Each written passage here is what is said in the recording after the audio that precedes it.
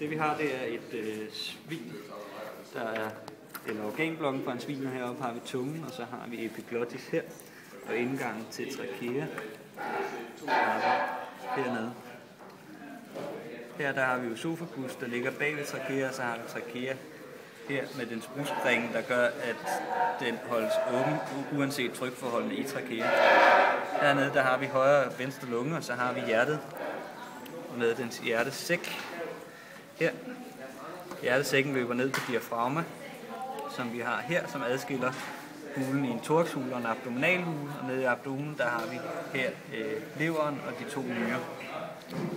Og nu prøver vi så at puste lidt luft i lungerne ved overtryksventilere den.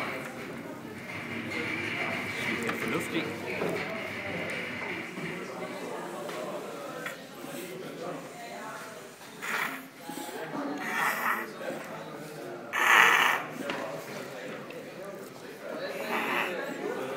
Ikke lade sig gøre.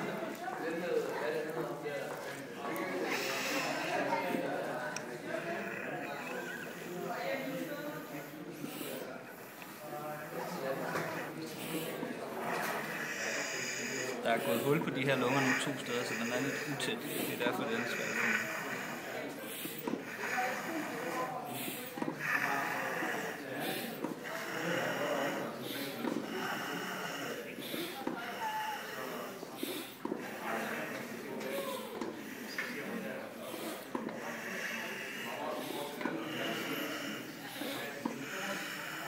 Hvis man mærker på lungevævet, så er det sådan lidt ligesom skumfidus at røre det. Og det vi ser, når jeg slipper for det her, det er, at lungerne de klapper fuldstændig sammen igen, når de mister trykket.